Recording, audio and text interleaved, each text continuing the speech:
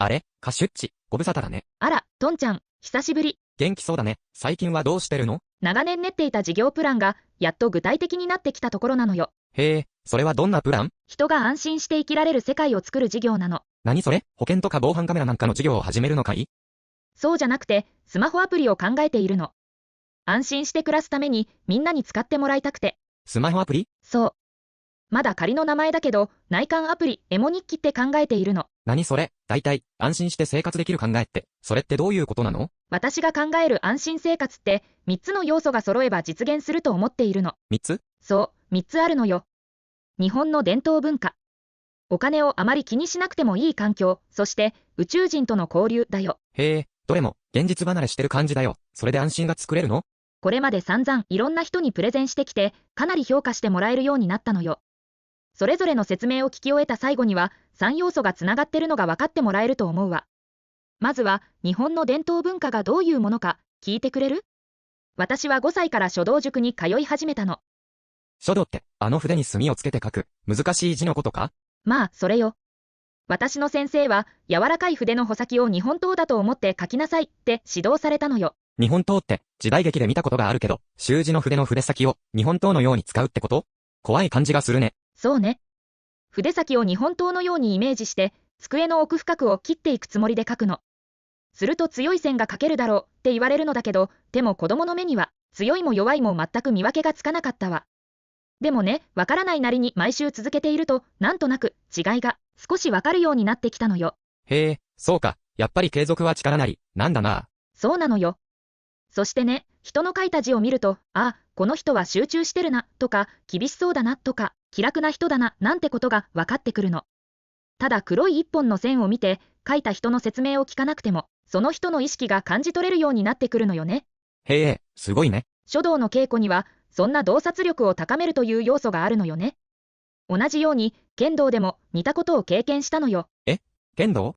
書道から剣道ってすごい飛躍だね。そうかな。剣道といっても道場での経験じゃなくて、あるセミナーに参加した時のことなの。竹刀を持って相手と向き合って、竹刀を相手の腕に当てれば、こちらの勝ちというゲームだったの。相手の竹刀が自分の腕に当たらないように防ぎながら相手の腕を狙うの。ポイントは、へその下にある丹田って呼ばれるところに意識を集中すること。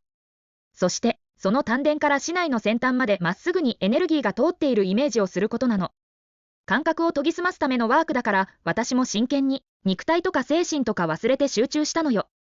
するとある時突然、竹刀の先端しか見ていなかったのに、部屋全体がはっきり見えて、私に迫ってきたのよ。それまでぼやけて見えていた教室が、いきなり全部フォーカスがあって、壁の模様から人の顔から全部が明瞭に見えて、ぐっと迫ってきて、びっくりしたわ。私の驚いた顔を、先生が見ていて、意識が拡大したのですね、と明かしてくださったのよ。日本の伝統文化って道と呼ばれるけど、道は精神性を高めて肉体の限界を超える特徴があると思ってるの。確かに、そうかもね。和文化は、精神文化って言われるもんね。江戸時代の前の日本人って、今の人間よりも超人的な能力を持つ人がいっぱいいたんだって。例えば100キロ以上もある米俵を背に担いで運んでいた農家の女性や、1日に100キロも健脚で走っていた飛脚の人たち。高いところを命綱もなく軽く飛び回る飛び職の人なんかをイメージすると、その凄さに驚くわよね。今、それができる人は少ないよね。文化面でも、老若男女がお互いに教え合う寺子屋っていう学び舎が各地にあったおかげで、識字率はダントツの世界一だったんだって。身分に関係なく、誰でも気軽に学べる環境があったんだね。平等、公平が実現していたと言えると思うのよね。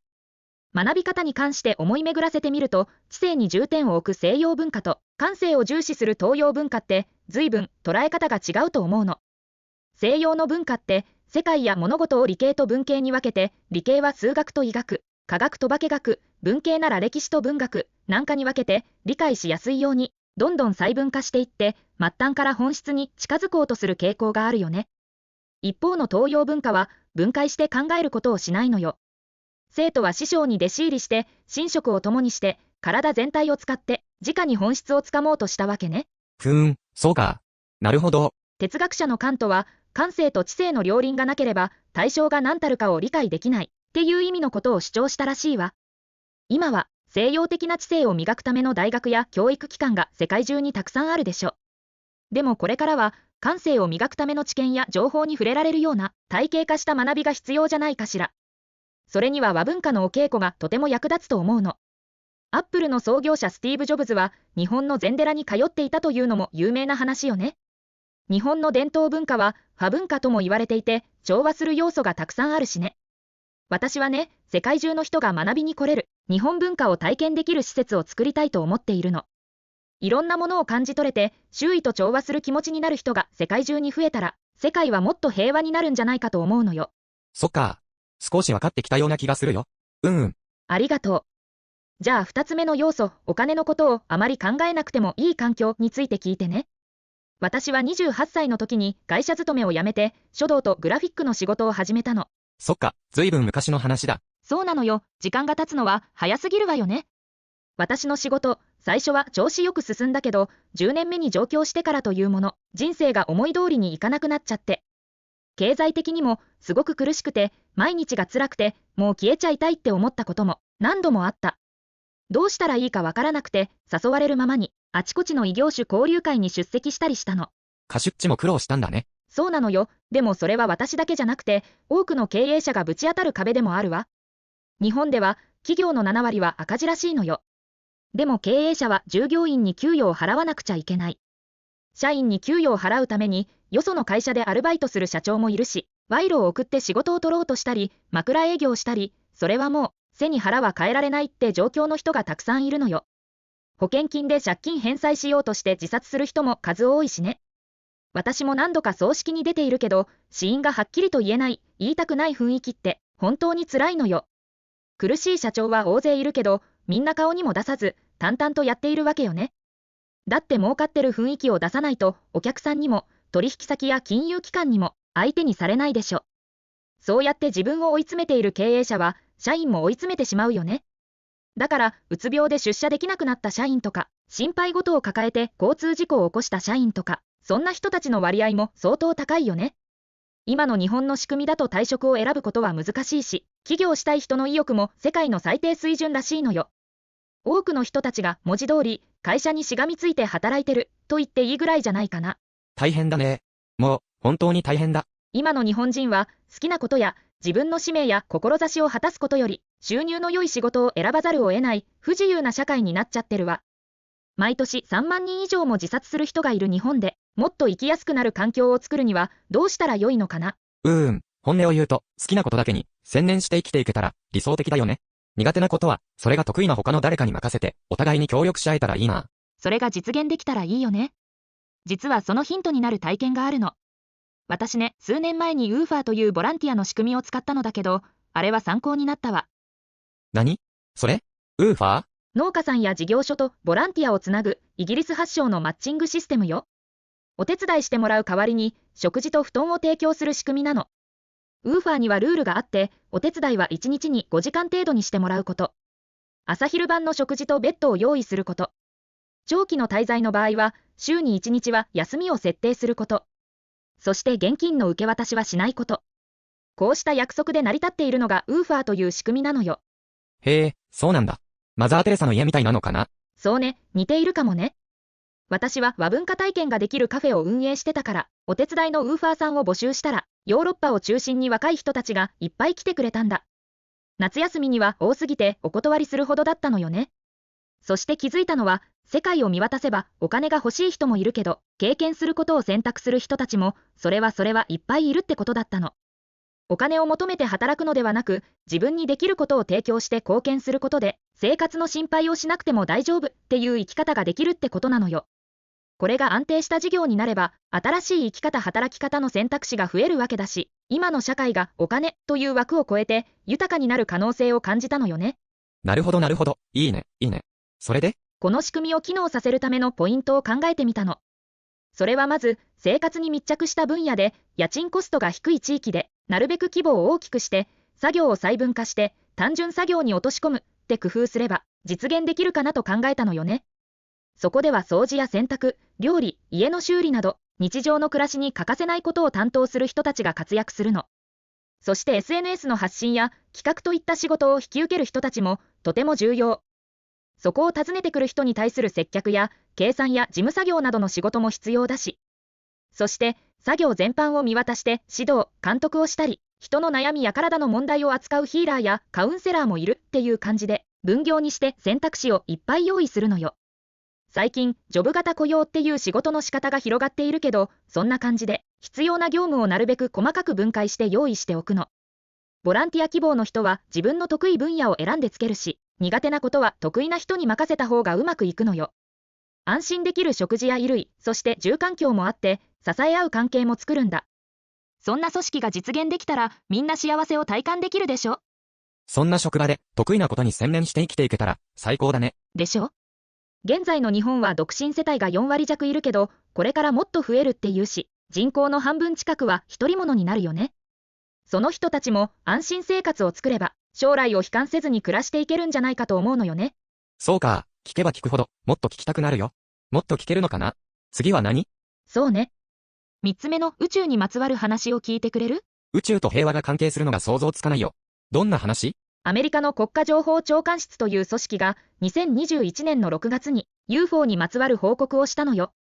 日本では2年後の6月に国会の質疑で防衛省の要人が UFO を肯定しているの。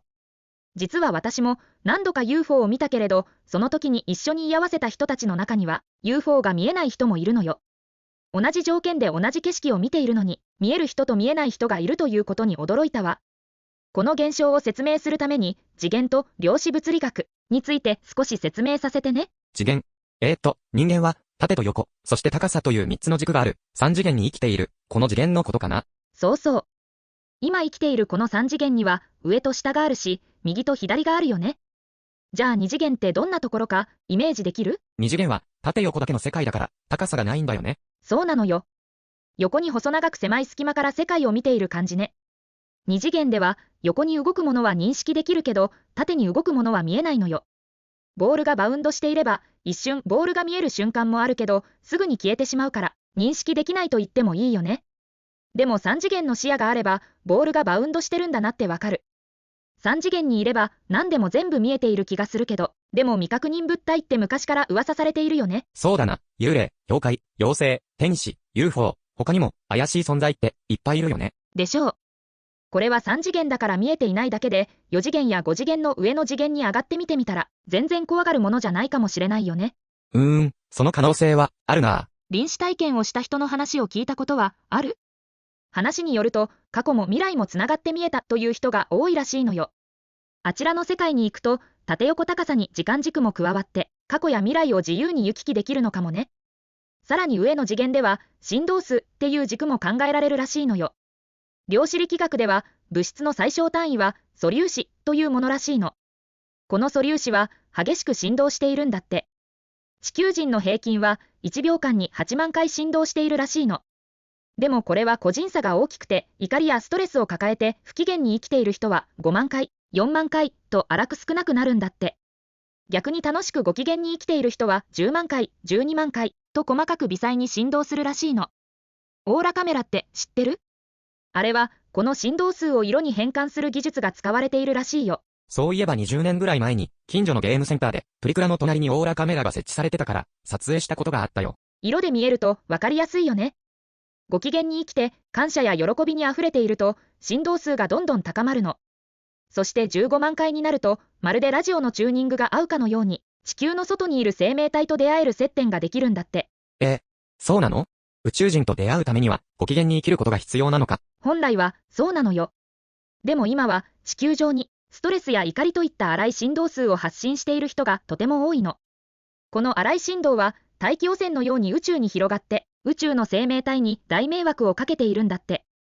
だから宇宙人は、地球人に同調するために、振動数を下げて地球にやってきて、人間がもっとご機嫌に生きて、高い振動数を出すように働きかけているんだって。へえ、そうなんだね。見えないから気づかないけど、知らないうちに迷惑かけてるんだね。世の中知らないことばっかりだよ。ずいぶん勉強になるね。私は1995年頃に初めて宇宙人に遭遇したんだけど、それは肉眼では見えない存在だったの。これからハグします。と言われた次の瞬間、私の両腕にカエルがくっついてきたような、ペチャペチャした感覚を感じたの。その体験をする少し前に、宇宙人は水っぽいと聞いていたから、これがそうなのか、と実感したわ。当時の私は頭の固い常識人だったの。周囲の人に気を配って自分のことは後回しにして謙虚でなくちゃ、それが正しい生き方だと本気で信じていたのよね。そんな私に宇宙人は、自分らしく生きてくださいとか、誰よりも自分を大切に、今を生きてなんて言ってくるのよ。不思議な体験だな。俺にとっては、初耳のことだらけだ。こんなことも言われたわ。相手が何を言ったかではなくて、相手がどんな意図で、その言葉を使ったのかを見てください。表現方法ではなく、相手の心に目を向けてください。表面に惑わされて誤解すると、争いの原因になります、と言われたこともあったわ。人間って見た目で判断する人が多いでしょ。言葉遣いとか立ち振る舞いとか、そういう社会的応力で人をジャッジしていると、いつまで経っても平和に近づかないってことなんだなと、今では理解しているよ。なるほどね。受け取る態度を変えることが、平和を作るためには、必要なのかな。宇宙人は、宇宙基準の愛を持って、私の成長に向けてメッセージを送ってくれてたのだけど、その頃の私は、結構プライドが高くて、素直にメッセージを受け取ることができなかったの。彼らの指摘は、過去の私が丸見えなんだと思えるほどに的を射ていたのだけど、私の価値観を否定されたような気分になって、悔しさと怒りで涙が溢れてきてしまうことが何度もあったわ。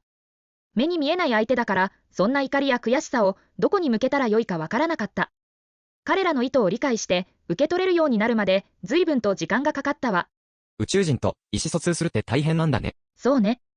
相手が人間であろうと宇宙人であろうと、異なる文化背景の人と付き合うためには、柔軟でなくちゃ、結構大変なことも多いよね。でも今は地球全体が宇宙に開いていく時期なのよ。江戸時代の人が鎖国を解いたら西洋の文明が流れ込んできたように、宇宙文明がまさに流れ込もうとしているの。トランステックっていう言葉を聞いたことある？なんだろう？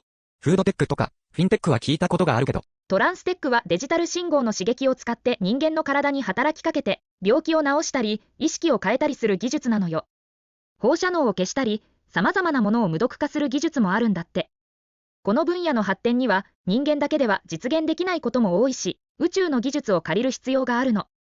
だから、まずは、人間が宇宙人とコミュニケーションを取れる意識状態になることが必要よね。見たこともない相手と仲良くするなんて、何からどう始めたらいいのか、想像もつかないよ。そりゃそうよね。私も外国人と交流する中で、予想外のことがたくさん起きて憤ることもたくさんあったわ。外国人お断りという張り紙をしている温泉やお店があるという報道を見たことがあるけれど、その気持ちもわからなくはないの。でもね、経験を重ねるうちに仲良くするために大事なポイントは、たった一つに集約できると考えるようになったの。たった一つ？それは何？それはね、エゴの自覚よ。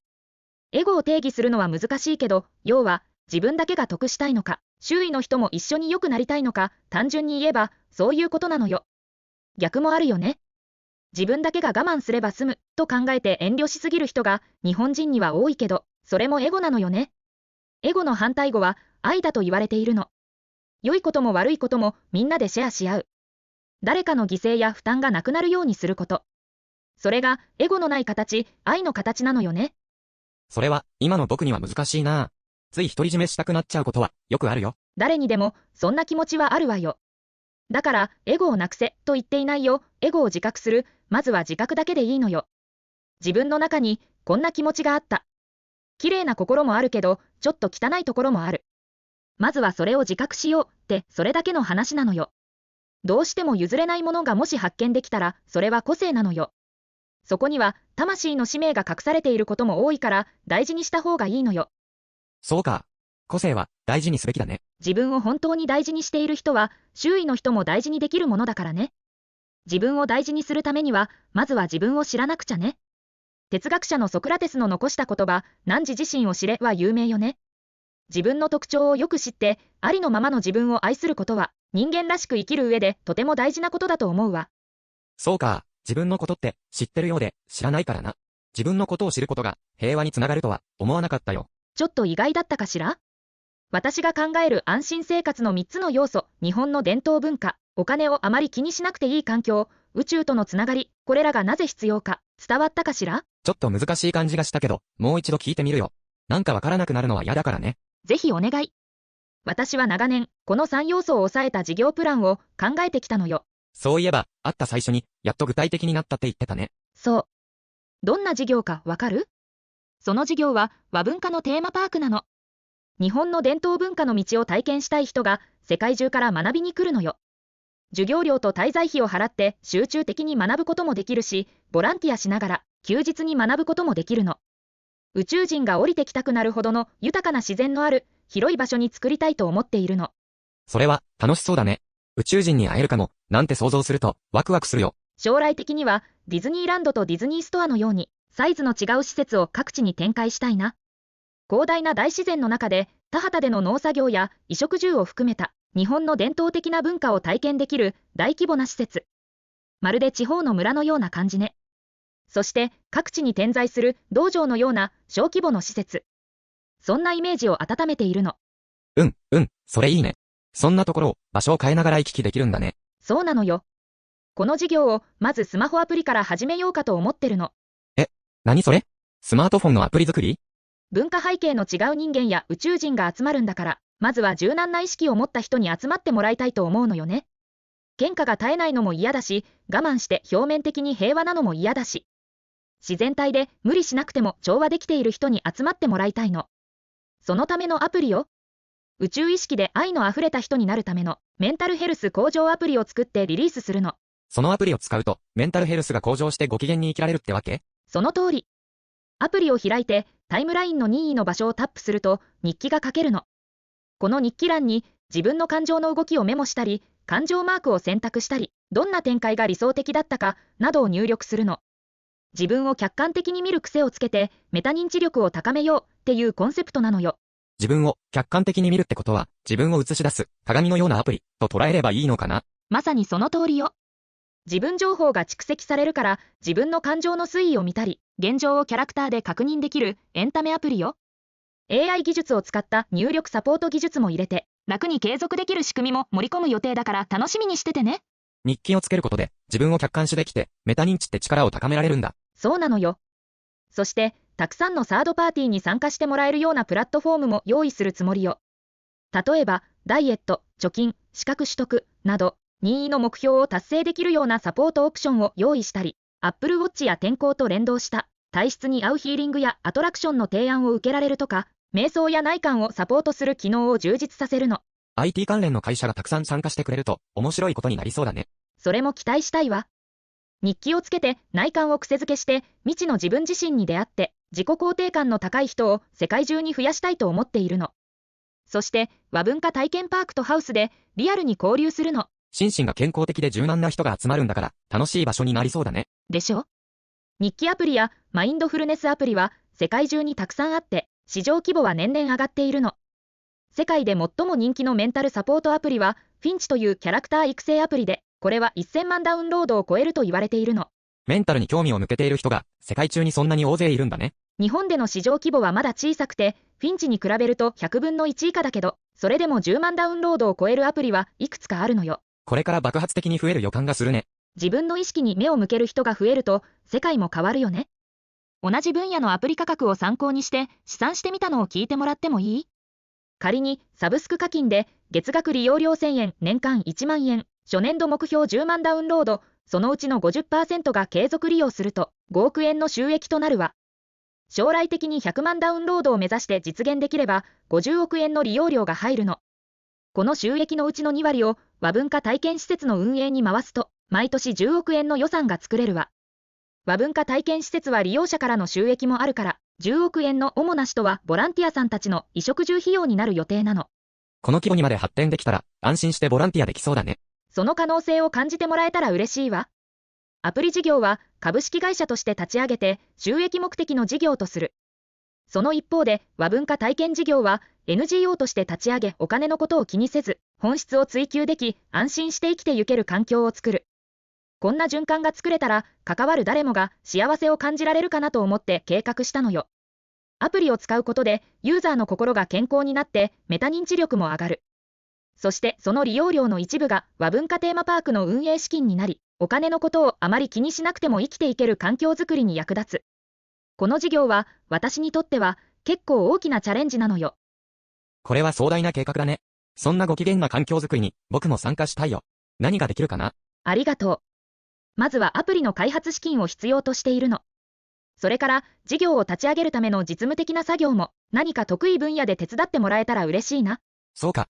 じゃあ、クラウドファンディングを立ち上げるためのスピーチ文章作成なら、ぜひ関わりたいな。作ってもいい？わあ、嬉しい。ぜひお願いします。そして周りのお友達にも、この事業について知らせてもらいたいな。もし可能なら、クラウドファンディングのリターンにどんなものを用意したら嬉しいのか、アイデアを出してもらえたら、とっても嬉しいわ。わかった、伝えるよ。応援するよ。平和で安心して生きられる環境を作ることは、僕にとっても大事な作業だからね。長い話を聞いてくれて、ありがとう。ぜひみんなで実現しようね。先が楽しみになってきたよ。